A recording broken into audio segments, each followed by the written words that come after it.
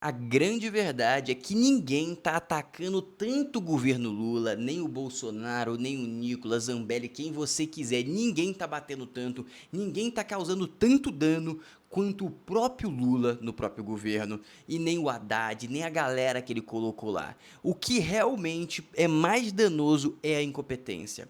É o cara que tem energia e pouco conhecimento e pouca sabedoria. É o que está acontecendo. Vamos lá, começar com a primeira parte. Simplesmente, o secretário americano citou as sanções para o Moraes. O que você poderia fazer? Vamos lá tentar negociar diplomaticamente, explicar as decisões, tentar amenizar a situação. Essa seria a postura de um presidente inteligente. Ele foi a público e começou a ameaçar o Trump. Exatamente. O cara que entrou numa guerra comercial com a China, o Trump, levou um preju, caiu a bolsa em 10 trilhões de dólares, ele aguentou, bateu no peito e permaneceu na mesa. Só foi resolver essa pica agora. E agora o Lulinha quer bater de frente, quer colocar de peito manso, quer ir pra cima do cara, quer amassar o cara. Vai dar ruim. E o cara já respondeu. Vai bater, vai tomar, vamos se lascar. Vamos, talvez, tá? Vírgula. Ainda não, ele não falou nada que vai afetar o Brasil inteiro. Mas se continuar escalando, ele vai escalar. Se o cara teve coragem de destruir 10 trilhões de dólares na bolsa dele, imagina que ele tem coragem de fazer no Brasil, que não afeta nada, que é 0,1% das exportações dos Estados Unidos, nem vai mexer nada, vai destruir nada lá. Ou seja, burrice. E vai fazer o quê? Vai prejudicar o próprio governo. Só que o ruim, que eu tenho que concordar com o Nicolas Ferreira, o ruim de ver esse governo sangrar, que o sangue não sai do Lula, sai da população brasileira. Essa que é a parte triste, sabe?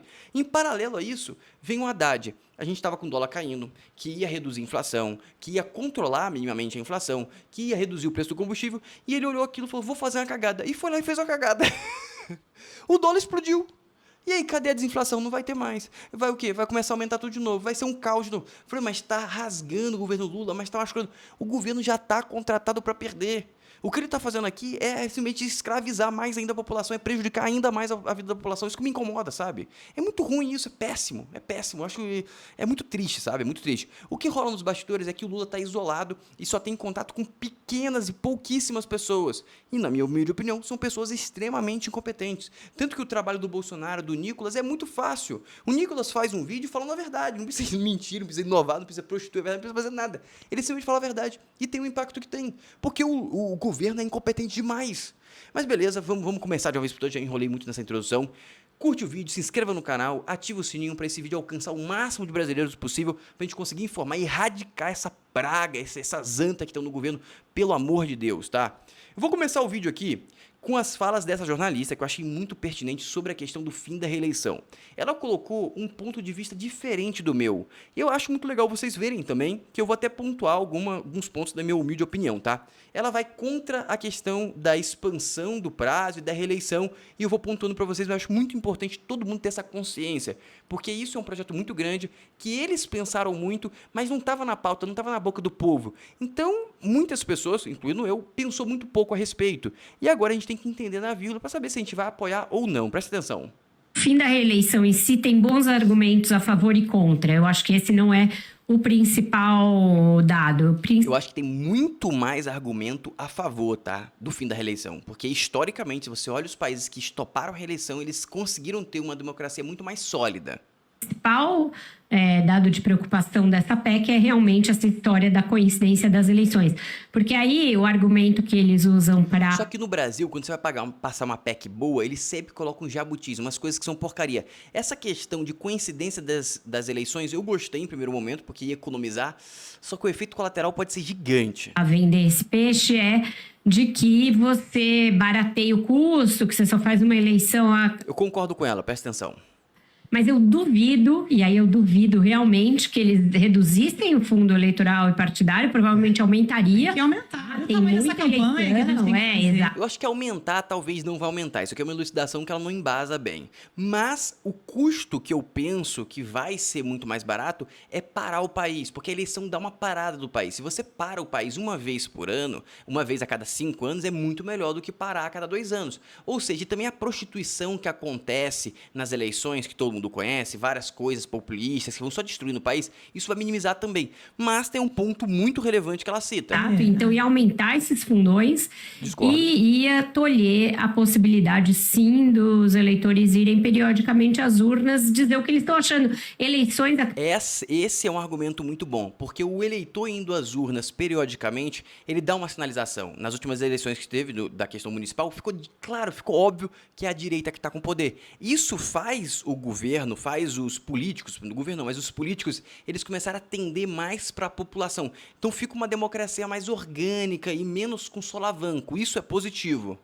Cada 2 anos são um termômetro do que o país pensa, do que os eleitores acham, de que para que lado está soprando o vento, mesmo em termos de inclinação ideológica, quais políticas públicas são aprovadas e quais são rejeitadas. E essa questão de manter uma eleição específica para os municípios me parece saudável do ponto de vista de você realmente focar. Imagina as televisões, a cobertura, o tamanho do horário eleitoral. Então, isso eu concordo. Imagina, tá rolando presidente, prefeito, senador, tudo junto. Vai ficar muita informação e a seleção tende a piorar ainda mais. Isso me parece uma proposta bastante esdrúxula, até porque, até unificar, você ia ter que esticar alguns mandatos. Alguns mandatos de senadores seriam esticados a 9 anos, a 8 anos já é um mandato enorme. Aí você estica para 9, depois você reduz. Isso aqui, nas primeiras informações que eu li, que estavam divulgadas em vários meios de comunicação, estava falando que o período do senador ia sair de 8 anos para 10 anos. A proposta parece que ele vai para 9, depois 10 anos, depois reduz para 5 anos. Eu não entendi isso e muita gente não entendeu isso. Mas parece que esse realmente é a proposta que foi aprovada, tá? Para 5, fica um estique e puxa que o eleitor vai ter muita dificuldade de compreender. Então... mas isso não é relevante. O eleitor não entendeu, beleza, ele vai votar quando aparecer os candidatos, é isso, não vai mudar muita coisa, é um argumento fraco. Eu acho que é uma coisa que mais vai confundir e mais vai resultar em menos democracia e não mais. Eu acho que o fim da reeleição em si tem... Isso aí de resultar em menos democracia, em parte. Eu acho que tem algumas coisas que pode reduzir em menos democracia, quando você colocar todo mundo juntos, as pessoas vão votar pior, e eu acho que isso reduz a democracia, porque diminui a qualidade. Não que a qualidade esteja alta, mas é melhor sempre tentar aumentar. E aí esse ponto eu concordo com ela, que eu acho que achei bem fraco, tá? Eu achei bem fraco essa parte. Mas o fim da reeleição, considerando os benchmarks pelo mundo, é muito importante e gera bons resultados. Dito isso, agora eu vou trazer para vocês um negócio que eu tenho que compartilhar, tá bom? Não uma notícia extremamente relevante, mas eu tenho que compartilhar porque eu não posso ver isso sozinho. Olha isso aqui. No STF, o Dino leu uma postagem da internet em que é xingado e é chamado de rocambole do inferno. E amigos, pelo incrível que pareça, eu não vou colocar para rodar, mas tem um vídeo dele falando isso. Eu super recomendo que você busque na internet, porque é uma experiência ímpar da democracia, do judiciário brasileiro. Ele se ofendendo com o rocambole do inferno. E eu te pergunto, você acha que foi um bom apelido ou não? Mas cuidado que ele pode olhar, tá bom? Na minha humilde opinião, Dino, achei que foi um apelido muito ruim, tá? A gente tem que tomar mais cuidado. Um abraço, Dino. Vamos continuar aqui agora. E agora, amigos, a gente parte e sai dessa parte um pouco cômica do Brasil e vamos para os danos reais de ter pessoas incompetentes no governo, tá bom? Basicamente, o governo decidiu cortar 31 bilhões. Esse orçamento do corte eu achei sensacional, tá bom? Achei muito bom e veio acima da expectativa do mercado. O mercado estava esperando em torno de 15 bi. Eu acho que ele colocou aqui nesse corte o dinheiro que vai ter que ir ali pro INSS, da fraude, entre outras coisas. Só que veio acima, veio muito bom, tá? Eu penso, então cadê a incompetência? A incompetência é porque no meio dessa balela, ele colocou o IOF, que foi uma cagada monumental. O que ele fez, tá bom? Primeiro, começou a gerar o boato que ia sair anúncio de novas medidas fiscais. O mercado já não acredita nisso, tá bom? O mercado não está acreditando, o mercado só imagina que vai ter cagada atrás de cagada, beleza? Tanto que não fez tanto preço. Mas aí começou a sair o boato que ia ser os 31 bilhões, o dólar chegou a cair, beleza?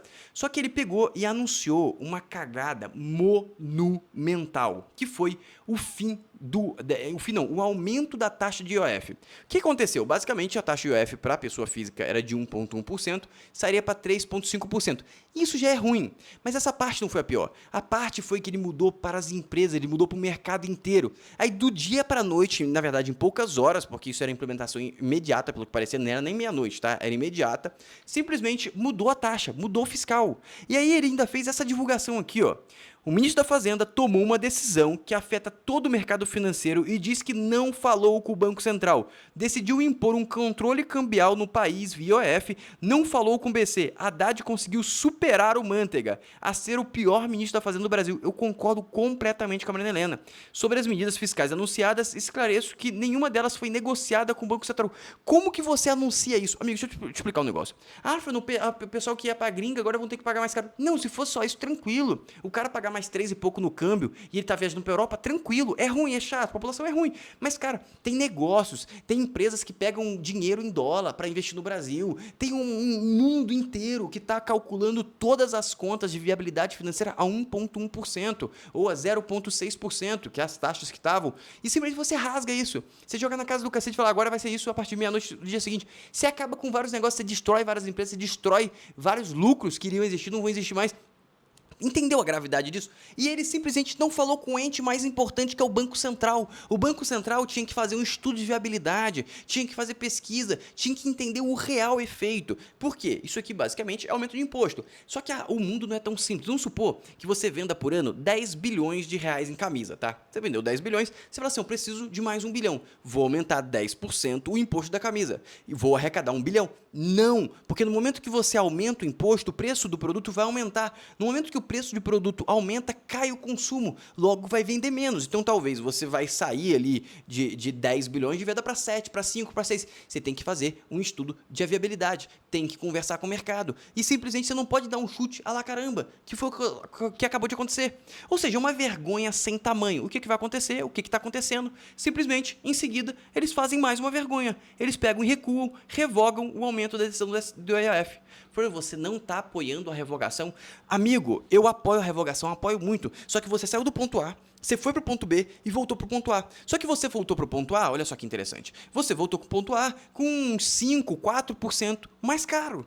Você simplesmente jogou o dólar que estava caindo, que chegou a bater aqui, ó, 5,60, você jogou para 5,72. Você aumentou, sei lá, 3, 4% no dólar, que é o preço do câmbio inteiro, que vai afetar todos os produtos do Brasil, simplesmente por uma decisão muito, mas extremamente burra. Qual o benefício que o Brasil tomou nesse vai e volta? Nenhum. Só caiu a questão da nota de estabilidade do país, estabilidade jurídica, estabilidade tributária, e simplesmente você afastou investidores. Parabéns! O momento que o Brasil estava indo muito bem, estava entrando muito capital, bolsa subindo, você faz isso aqui. Para quê? Para afugentar investidor. É simples, foi isso. Então o governo Lula está se autodestruindo com um nível de eficiência jamais visto. Nem o Haddad, não, nem o Bolsonaro, nem o Nicolas, ninguém conseguiria fazer esse efeito negativo que eles fizeram. É bizarro, um negócio de incompetência gigante. Por que eu fico indignado? Porque quem vai sofrer vai ser você, vai ser eu, vai ser o Brasil inteiro. Eu até menos, tipo, tenho uma boa condição financeira. Mas imagina o cara da ponta. Ele vai ter que pagar 3, 4% a mais no arroz por causa disso. Ele vai ter que pagar 3, 4% no combustível por causa disso. Vai. Claro, aumentou o dólar, você acha que o combustível é cotado daqui? O arroz é cotado daqui? A soja é cotada daqui? É uma vergonha, amigo. É uma vergonha sem tamanho. Dito isso, até perdoa minha empolgação, minha revolta com isso. Agora vamos para a punição do Moraes, que nessa parte é um pouco mais divertida, tá? É um pouco mais soft. E, basicamente, já é um fato, tá? Todos os repórteres, se você está acompanhando, o Globo tá falando, o Veja tá falando, todos os metrópoles, as grandes mídias começaram a tratar a loucura, a insanidade, as fake news do bolsonarismo como realidade. Porque a punição do Alexandre de Moraes nos Estados Unidos é questão de tempo. Mas não é só a direita norte-americana que vê exageros no trabalho de Moraes. O jornal The New York Times fez uma reportagem questionando, em alguns pontos, a atuação do ministro do STF. O Supremo está salvando ou ameaçando a democracia, questiona o texto. Por que eles citam o The New York Times? Porque o The New York Times não é um jornal conhecido por ser de direita. Logo, pensa, caramba, não é uma opinião isolada da extrema direita que se fala, é uma opinião que começa a cada vez se tornar mais generalizada. Ou seja, começou isso aqui, você imagina, caramba, pesado, entendi, legal, o cerco tá apertando, e aí o que o Itamaraty deveria aconselhar o Lula? Lula, fica soft. Fica tranquilo, vamos suave, a gente está indo contra os Estados Unidos. Estados Unidos / Trump já entrou em uma guerra comercial com a China e mostrou que tem culhão para ficar na mesa. Aguentou 10 trilhões de destruição de mercado. E aí vem o que o Lula fala em público. Lula orienta Itamaraty a reagir com firmeza. Ameaça de Trump a Moraes. Ou seja, o cara falou, cara, vem para cima que eu aguento. Só que basicamente, o Lula é um anão diplomático. e o Trump é o gigante com a maior potência militar do mundo. Entendeu? E aí o que vai acontecer? O que vai acontecer é que vai ter reação. Se o Lula começar a amplificar essa voz, que é o que ele está tentando fazer, vai dobrar a aposta e vai para cima. O Trump não vai deixar barato e vai dobrar a aposta. E já está começando a dobrar, tá? Já está começando a dobrar. Eu já vou mostrar qual foi a dobra de aposta do Trump, mas antes disso, olha que interessante. Qual a reação de Moraes após a ameaça de punição do governo? Basicamente, Moraes, pelo que parece, está muito soft, muito tranquilo, não vai mudar a sua forma de gerir o STF, os seus julgamentos, vai seguir em paz, porque ele sabe que ele está bem. E ele fala, resumidamente, isso nessa reportagem. E aqui tem uma parte que eu achei muito interessante, tá? O deputado federal licenciado Eduardo Bolsonaro, que está nos Estados Unidos capitalizando o movimento contra Moraes, disse a aliados que as sanções devem ocorrer nas próximas semanas. A própria base bolsonarista ainda tem dúvidas sobre a punição e diz que só acredita vendo. Agora eu vou te perguntar, você tem dúvida ou não sobre essa punição? Porque na minha cabeça não existe mais dúvida. Existiu uma dúvida quando ele começou a falar, os bolsonaristas acreditaram muito primeiro que todo mundo, tanto que a galera falava assim, isso é o capim do gado bolsonarista, a galera ofendia dessa forma. E agora esse capim está sendo de todo mundo está comendo o mesmo capim, tá? E a gente está vendo várias matérias na Globo, várias matérias no Metrópole, Veja, tá todo mundo acreditando, colocando como real após a fala do secretário de Estado do Trump. E aqui eles falam assim, bolsonaristas estão duvidando. Uma piada, pô, uma piada. É porque vocês estavam duvidando, passaram vergonha, sabem que vai sair e tá querendo passar pano, essa é a grande verdade. E beleza. Agora, o buraco vai ser mais embaixo. Por quê? A estratégia do Trump é pensar na reação do STF. Pegou e sancionou. O que eles vão fazer? Porque a sanção eles querem que seja efetiva, ou seja, quer que cause dano. E olha que o plano dos caras, Trump prevê reação do STF e mira esposas com escritório de advocacia. Essa questão de escritório de advocacia de membro do STF é muito estranho. Por quê? São simplesmente os melhores escritórios do país que ganham causas bilionárias que são tramitadas no STF, pelo incrível que pareça, e não tem conflito de interesse. E basicamente a esposa do Moraes e a esposa de vários membros ficaram muito ricos com esses escritórios. Ou seja, o que o Trump quer fazer? Quer também punir os escritórios, simplesmente bloquear que qualquer empresa internacional possa fazer negócio com esses escritórios. Ou seja, o buraco é muito mais embaixo. E esse anúncio veio depois da postura mais severa, tá? Do governo Lula. Ou seja, o governo Lula atrapalhando os seus próprios ministros em uma decisão que já é extremamente delicada. O que vai acontecer quando sair, tá? Primeiro ponto, eu acho que vai sair primeiro a revogação, pelo que todo mundo tá falando. Vai sair primeiro a revogação do visto, em seguida, em alguns meses, vai sair a caçada completa. E não vai ser uma sançãozinha, sanção para Moraes, e aí vou esperar a reação. Eles vão fazer o caminho completo, vai sancionar Moraes, vai sancionar a esposa, vai sancionar de tabela tudo que ele possa fazer para fugir das sanções.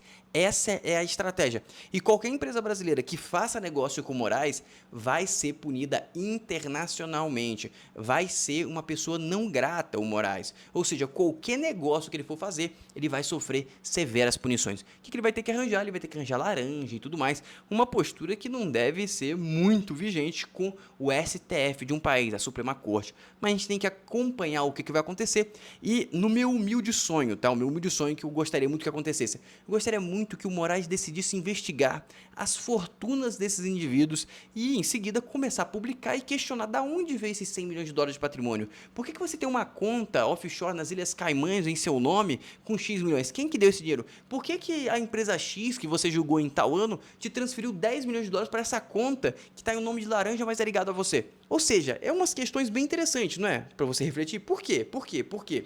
E aí talvez ele comece a derrubar muita gente. Mas temos que lembrar também que existe uma ordem cronológica e estratégica. Provavelmente ele vai querer jogar isso para perto das eleições, porque o Trump vai querer influenciar nas eleições brasileiras como o Biden influenciou para o Lula ganhar. Ou seja, as eleições de 26 vão ser uma real guerra. E faça seu papel curtindo o vídeo, se inscreva no canal para máximo de brasileiros ficarem informados e a gente eliminar, erradicar essas antas do poder. Um abraço e até o próximo vídeo.